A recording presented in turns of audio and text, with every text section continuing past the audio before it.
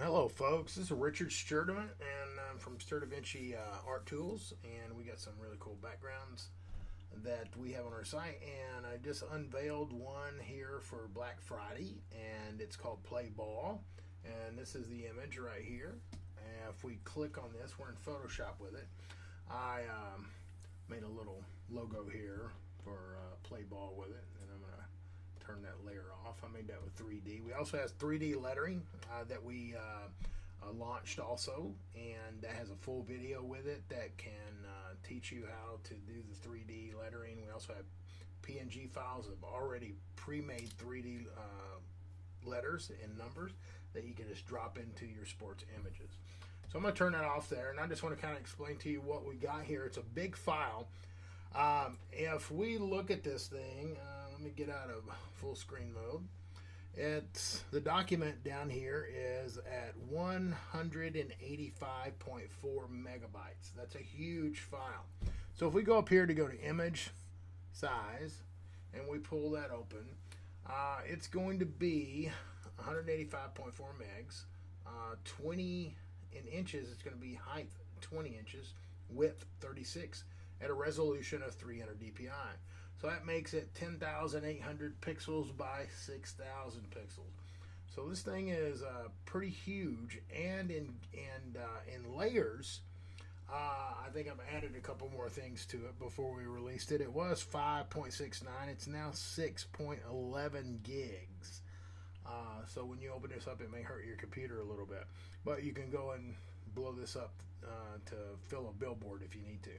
The reason I make it so large is the cameras are large these days. Plus, I want to be able to have the kind of resolution that you would need if you were compositing a team, if you shot each individual with one of these high-res cameras, 24, 30, 40 megapixels. You're going to have a background that would help match that, and this background would definitely help you with that. Now, this is all created. It's all edible. People ask all the time, can it be moved? Can the numbers be turned off? Yes, everything. In fact, I'll show you, but even these little lights here, I made these lights, these stadium lights. Each little bulb is actually on a layer. So you can actually, if you want to make a ball hitting the bulb, make it missing, you can take that out, no problem. So let me explain what we got here. On the sample image, that's the top image, that's my finish.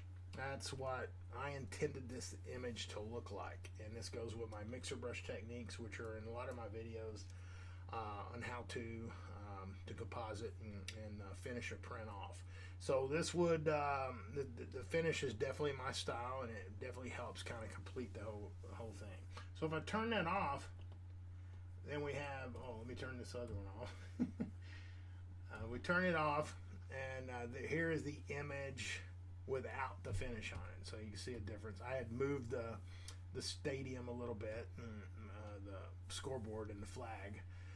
But anyways, that's the final image there. Now, if we look here, if I turn this player off, it's got my player, and that's the main guy, and it's got the actual adjustment layers that you would clip over to your own player.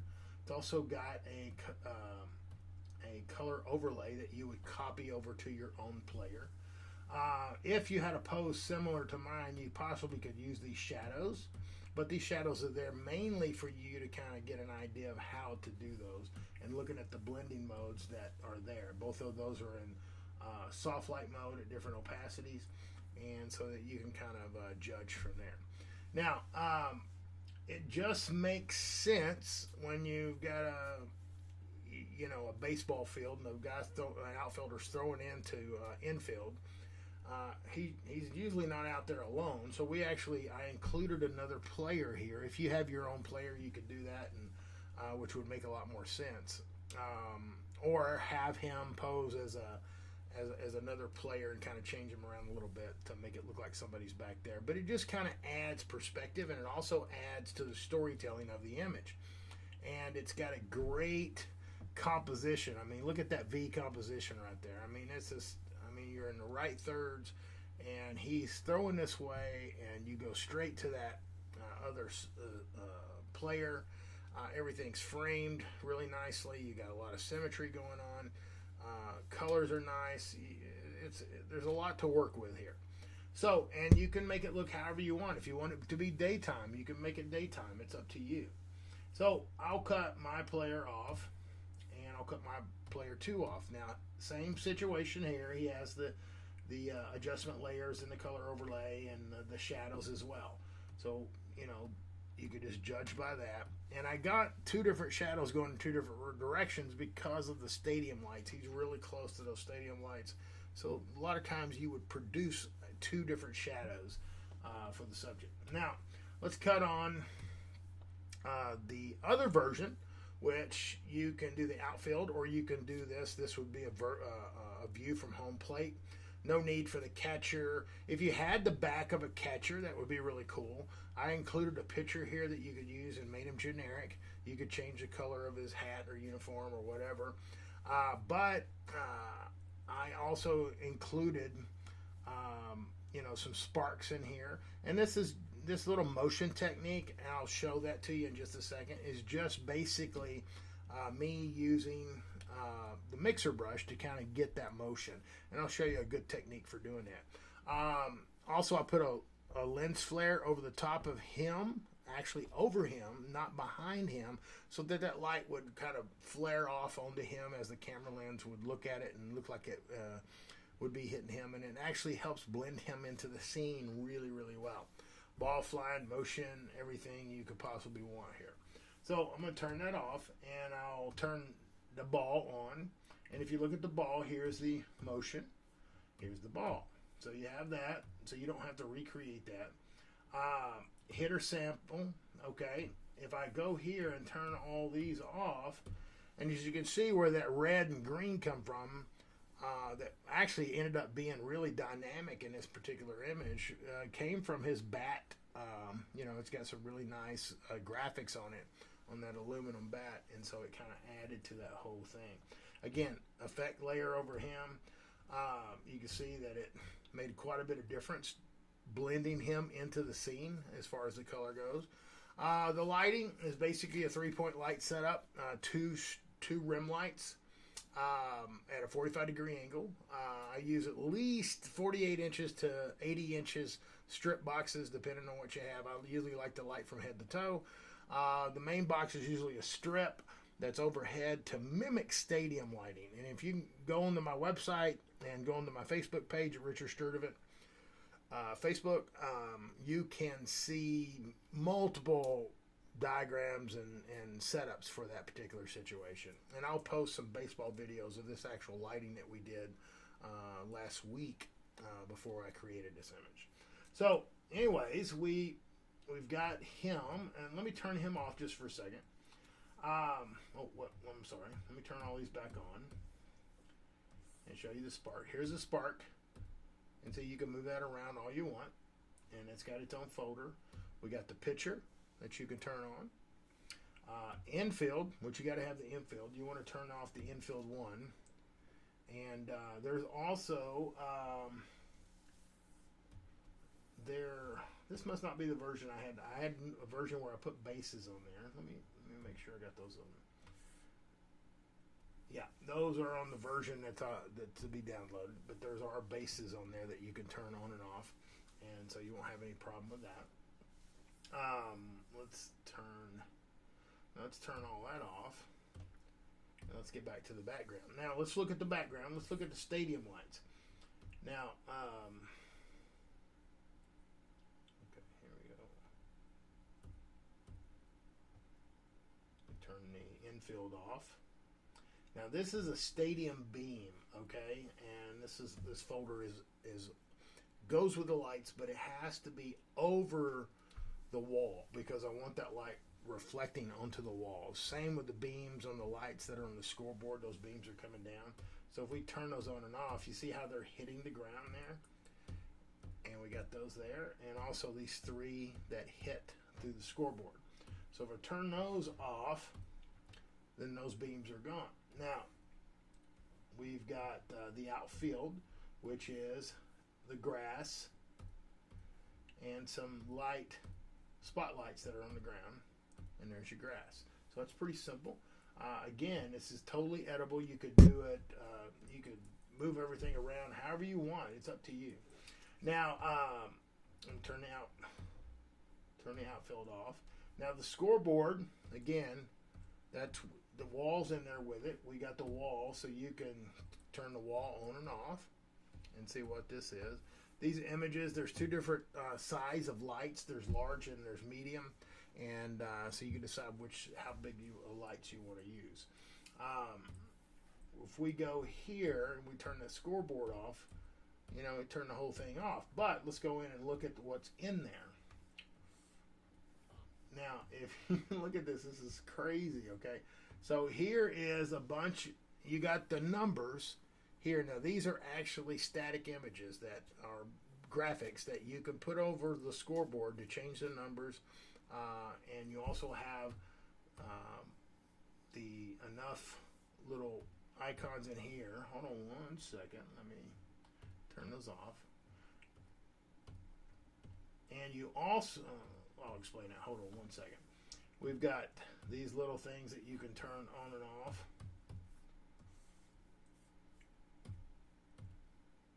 And usually I put them in screen mode and then put a soft light mode over the top of it, which really makes it really rich. And so you can kind of play around with that as well. But you just look there and study the layers and you can play with that. Now, if you look at here at the numbers, we turn that off. We can totally turn those off and do whatever we want to with that. We'll turn those back on. We've got shadow underneath to put on the railing. Here's the trusses there, are railings that I can't even talk today. The actual scoreboard is set it on. Here's some other light beams behind that are more yellow in nature, which actually give it that more of that tungsten light, so we can turn those off. And then here's the actual starburst and the glow for the actual lights. Now we can go here and turn off the H. We can actually get rid of those lights if you don't like them. Or let's say if you wanted to bring them down. Maybe you wanted to squish them down a little bit. It's up to you. So you can do whatever you want to with this. That's why we design it the way we do. Now here's the large lights. And as you can see, those are quite bigger. And I'll turn off the other lights. Now I'm going to look at the large lights here. And here's a starburst. And you can kind of go in and decide how much lens flare you want or what you want on these things. You can turn those layers off, and you can do your own if you like. Now, here's this one. I'm going to Stadium Light 2. Both have their own folders. And as you see, there's a glow there that kind of just illuminates that whole light. Okay, so let me move this. This is a big file, and it's all right. Now you can see I go for detail, and there's actually flood lamp texture in these bulbs here. So you actually have bulbs in there, which I love to have that little detail. And to me, it pays off in the end. But you can cut those off, that little glare, and that's just those bulbs, and they're glowing. And so that way it can illuminate those lights. You turn that off, and now here's the bulbs. Here's the crazy thing. Look at all these bulbs in there. You could turn them off. How crazy is that? Now, what about detail? I mean, is that detail or what? So, and that's the way my brain works. It's kind of crazy sometimes. But you could turn those off if you want. You can change the color of them, whatever you want to do. I mean, it's up to you. Here's the, as you can see, we built the light stand here. Here's the actual structure, and I put this metal structures back there. I built all these lights on to make it look like it would hold that big of a light structure. So now, and you got color effects here. You can turn that. I put a warm color effect over that. You can turn that on and off. As you can see, all those light bulbs are out there floating by themselves. So, and then here, let's back away. We got the flag, which is cool. You can do whatever you want to with that. There's more lights. and there's the background. So you can turn it off and do whatever you want. So if I were you, I would be really excited about playing around with this stuff because it ends up working to your advantage when you have the ability to make changes on the fly, and it's easy and you don't have to worry about it. I'll turn those big lights on again. All right, so let me go back up here. Let's close this folder. There's the wall. There's the outfield. We'll do that infield there. Stadium beams. And then let's go back and cut the other infield on. So we got here. Let's turn this picture on. I just want to show you one more thing. I know this is kind of a long video just to show you what's going on, but that's the way I work. So now let's turn him on. And I got to get his folder turned on. So there he is. And I'm going to cut these off. Now here's a little trick that I do a lot of times. Now you can come in here and cut all this other stuff off. I just turned it all on.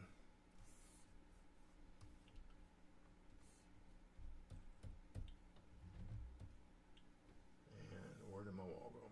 Okay, there we go.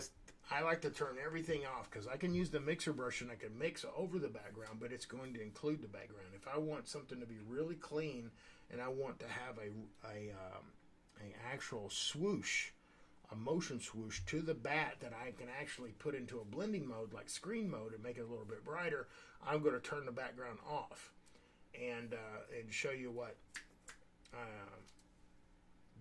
this can work. Now I'm going to come over here and I'm going to just get me a blank layer, okay, and I'm going to go over here to my mixer brush. Now I'm going to find out that's the last brush that you have on your little brush panel. You got pencil, color placement, and mixer brush. Now up here at the top you're going to have some settings, and these settings are going to be, you have a brush that actually loads paint, and then you have a brush that has no paint. Make sure that you click that one and it's charcoal gray, and make sure this one is not charcoal gray, and then you should get a checkered box here, which is going to be what you want. Don't worry about when it changes to custom, because anytime you change these settings, it's going to do that for you. Now settings can vary, but here's a basic starting point: wet 20, load 1, mix 90, and flow 17. And also right here, paint on a blank layer, but you cannot paint on anything. You can't have any layers turned on above it, or it'll actually do some weird stuff that you don't want. And the only reason I'm turning off everything below it is so that I can create a clean swoosh for this motion of this bat. So make sure you check sample all layers. Now I'm just going to take this brush. I'm going to click here, and I'm going to click on this brush. And this brush is called, it's a normal Photoshop brush, just it's your default brushes. It's called Spatter 59 Pixels. It's not a big issue. And if you don't have it, just go set back to Essentials, and that will show up. You just go ahead and save it into your new workspace. But this is a great brush to give you that paints very well. It's not really meant for painting in Photoshop, but it works great. Now, got my mixer brush. I got this. Let me make my brush a little bigger. Now you see it's pretty big, and I want to show you why I'm going to do this. Now watch. I'm going to start, and I'm going to grab that bat, and I'm going to go into a motion that I would assume that he's swinging. So here we go.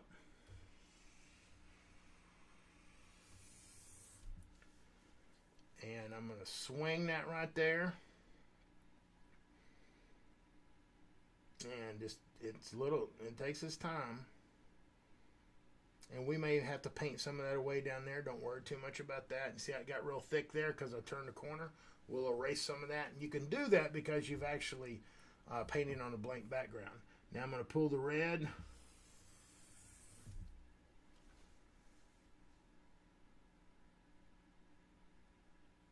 And these are big files. It's a big brush, so it's moving really, really slow. But you shouldn't have that much problem if you're working on smaller files. But if you're doing it if you get this file and you're working on the size, it may take some time. You want a fast computer. Now, okay, I'm good with that. I love that motion. I'm going to do a couple of other things. I'm going to make another layer, and I'm going to do it to his hands and his arms.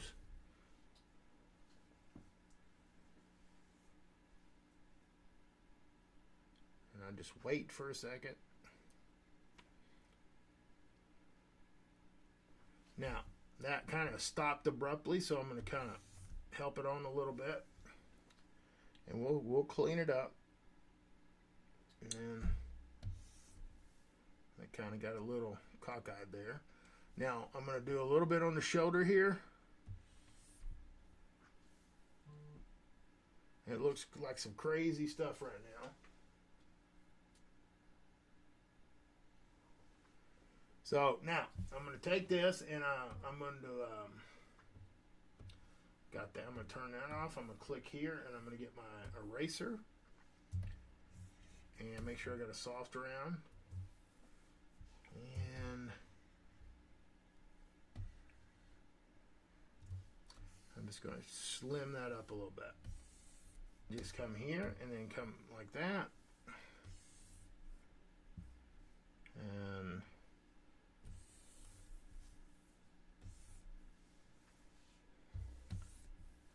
you can decide what you want to do with those. Now we're going to go back and we're going to turn on all the lights and the background. Let's see. We got the picture, we got the infield, outfield, scoreboard. And we're going to turn on all this. And let me get rid of, there's the background. Let me get rid of the big lights. Now, as you can see, it kind of did a really clean swoosh across that. Now, I don't like this here. I did it, but I thought I would like it, but I didn't. And so I'm just going to click on that and paint it away. Now, I could bring the opacity of this down a little bit, okay, and just give it a little bit of motion. This one here, I like a lot. So I'm going to try a couple things. I'm going to try it in screen mode. Bang! Look at that. Look how cool that looks. Bring the opacity down. And I can make a copy of that. Command J. Put it in soft light mode. And bring the opacity down of that a little bit. And then take this one and just trim that up a little bit.